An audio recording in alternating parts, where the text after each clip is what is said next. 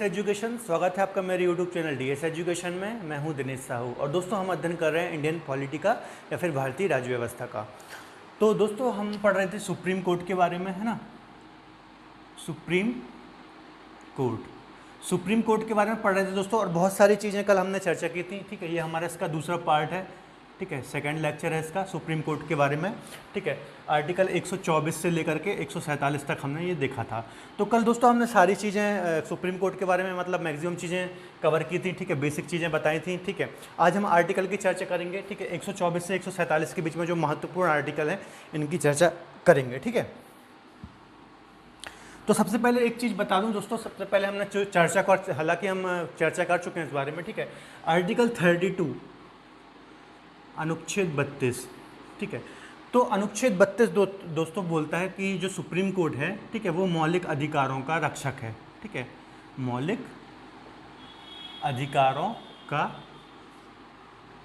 रक्षक है। ये आपको पता होगा, हम हालांकि चर्चा कर चुके हैं, लेकिन एक बार चूंकि हम सुप्रीम कोर्ट का अध्ययन कर रहे हैं तो इसको बताना थोड़ा जरूरी है। ठीक है, तो आर्टिकल 32 के अकॉर्डिंग या फिर इसके तहत सुप्रीम कोर्ट 5 प्रकार की रिट जारी करता है ना, 5 प्रकार की रिट जारी करता है। ठीक है, और इसके तहत वो हमारे मौलिक अधिकारों की रक्षा करता है। अब इसमें हम दोस्तों ज़्यादा डिटेल में नहीं जाएंगे।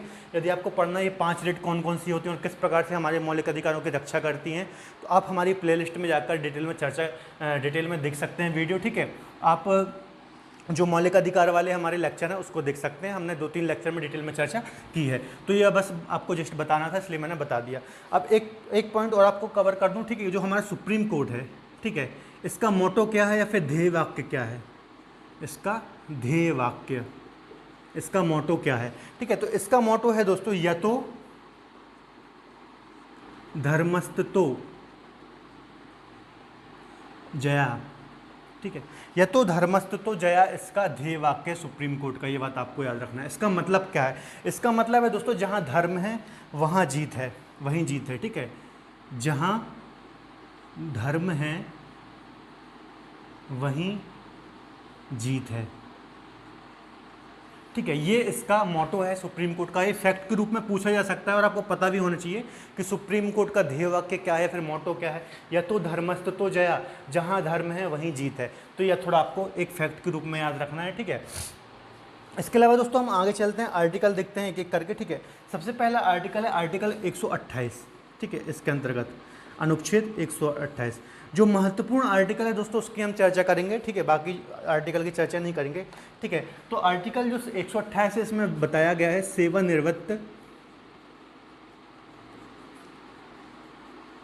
न्यायाधीशों की नियुक्ति। तो दोस्तों जो आर्टिकल 128 है वो सेवानिवृत्त न्यायाधीशों की नियुक्ति, जो सुप्रीम कोर्ट के न्यायाधीश वगैरह जो रिटायर हो चुके हैं उनकी वापस से नियुक्ति की बात करता है आर्टिकल 128। तो दोस्तों आर्टिकल 128 में ये कहा गया कि जो भारत के मुख्य न्यायाधीश हैं, ठीक है, वो राष्ट्रपति की अनुमति या फिर सहमति के द्वारा सेवानिवृत्त न्यायाधीशों को वापस से सुप्रीम कोर्ट में बुला सकते हैं।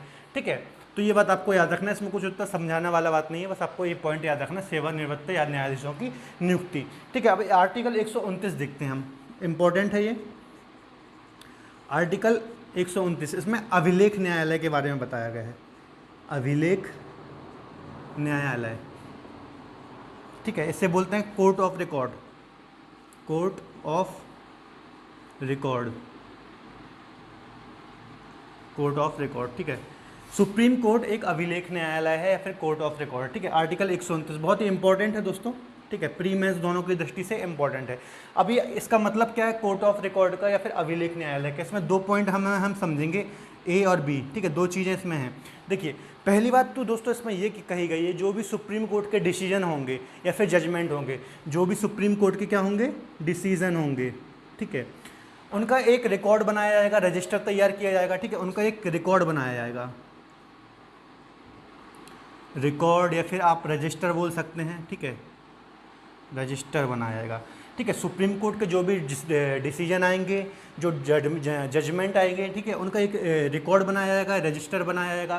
ठीक है, क्यों बनाया जाएगा दोस्तों? क्योंकि जो सुप्रीम कोर्ट के डिसीजन होते हैं या फिर जजमेंट होते हैं वो अपने आप में एक सबूत होते हैं। ठीक है, सबूत होते हैं, एविडेंस होते हैं, ठीक है। सुप्रीम कोर्ट के जो भी जजमेंट आते हैं वो अपने आप में एक सबूत होते हैं, जजमेंट होते हैं, इसलिए उनको लिखित रूप में रखा जाता है, ठीक है, रिकॉर्ड के रूप में रखा जाता है, रजिस्टर के रूप में तैयार किया जाता है, ठीक है। ये प्रूफ होते हैं, सबूत होते हैं, ठीक है, एविडेंस होते हैं। दूसरी बात इसमें क्या लिखी गई है कि यदि आप, मैं पहले लिख देता हूँ, ठीक है, न्यायालय की अवमानना के लिए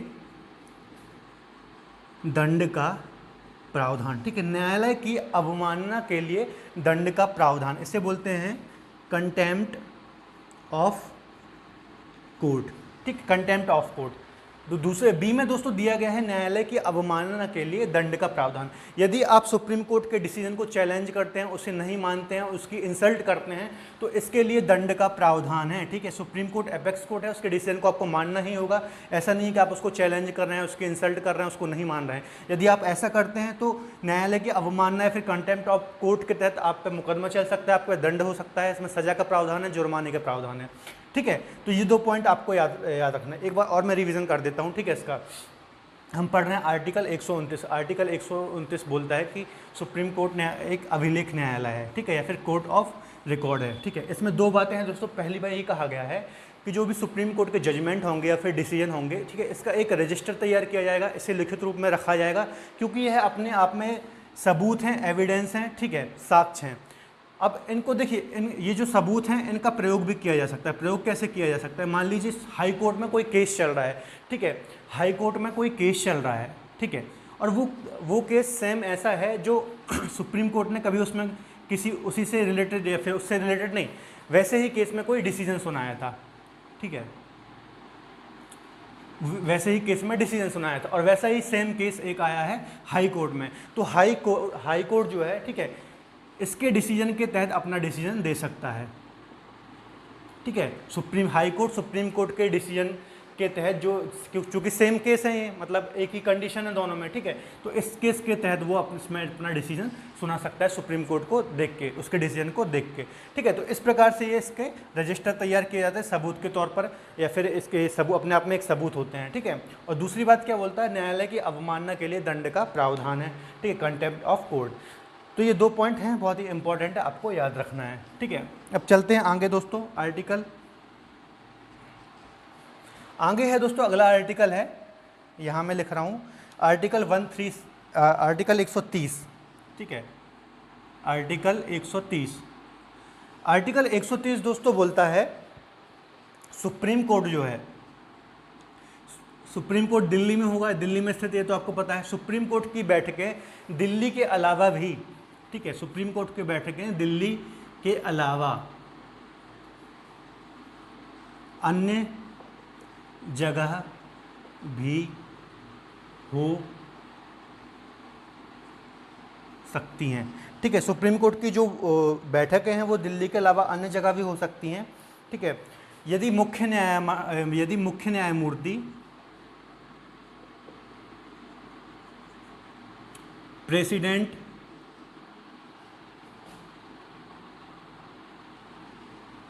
के अनुमोदन से रखे, ठीक है। तो दोस्तों जो हमारे मुख्य न्यायाधीश होते हैं वो प्रेसिडेंट के अनुमोदन से, ठीक है, जो हमारे सुप्रीम कोर्ट की बैठकें हैं वो दिल्ली के अलावा और कहीं भी संचालित कर सकते हैं। ऐसा भी 2 बार हो चुका है, 2 बैठकें हो चुकी हैं। एक हो चुकी है हैदराबाद में, ठीक है, और एक हो चुकी है श्रीनगर में, ठीक है। ये 2 बैठकें हो चुकी हैं अलग अलग जगह में, ठीक है। तो ये आपको याद रखना, 130 के तहत सुप्रीम कोर्ट की बैठकें दिल्ली के अलावा भी कहीं हो सकती हैं यदि वो राष्ट्रपति से अनुमोदन प्राप्त करता है, ठीक है। तो पहली 2 जगह हो चुकी हैं अभी तक, हैदराबाद और श्रीनगर में। अब अगला आर्टिकल है दोस्तों, मैं इसे रफ कर दूं।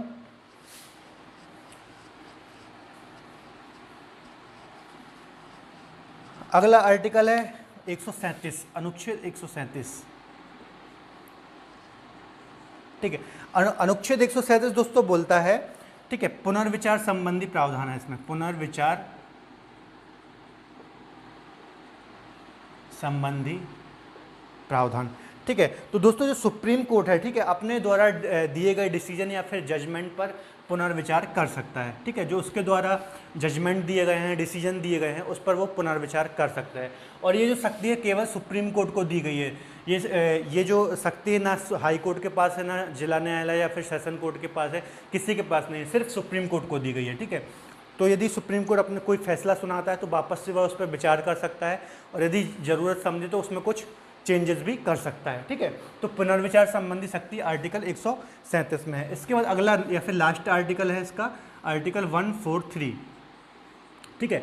143 ये भी बहुत इंपॉर्टेंट आर्टिकल है दोस्तों, ठीक है। 143 में राष्ट्रपति सुप्रीम कोर्ट से परामर्श लेता है, ठीक है। जो प्रेसिडेंट है वो सुप्रीम कोर्ट से परामर्श संबंधी प्रावधान है, ठीक है।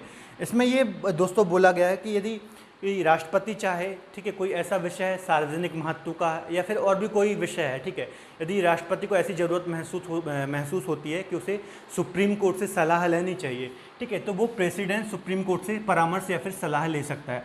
अब उस सलाह को मानना या फिर ना मानना किसके ऊपर है? प्रेसिडेंट के ऊपर है। जरूरी नहीं वो सलाह माने, ठीक है। तो ये आपको विशेष तौर पर याद रखना है कि प्रेसिडेंट सुप्रीम कोर्ट से परामर्श लेता है आर्टिकल 143 के अंतर्गत, ठीक है दोस्तों। तो ये दोस्तों था सुप्रीम कोर्ट। इतने ही आर्टिकल इंपॉर्टेंट थे जितने आज हमने पढ़े, 128, 129, 130, 137, 143 और 124 हमने डिटेल में पूरी चर्चा कर ही ली थी। तो ये दोस्तों आज के लिए इतना ही, ठीक है। सुप्रीम कोर्ट में इतनी ही चीज़ें थी, सब सारी चीज़ें मैंने यहाँ पर कवर कर दी, कोई भी चीज़ें नहीं छूटी है यहाँ पर, ठीक है। इससे बाहर क्वेश्चन नहीं जाएंगे। तो आज के लिए इतना ही दोस्तों। हमारे साथ जुड़े रहने के लिए आप हमारे चैनल को सब्सक्राइब कर सकते हैं। इसके अलावा यदि आपको आज का लेक्चर पसंद आया तो प्लीज़ वीडियो को लाइक कर लें, अपने दोस्तों के साथ शेयर कर लें और हमारे चैनल को सब्सक्राइब कर लें। तब तक के लिए धन्यवाद। अपना ख्याल रखें।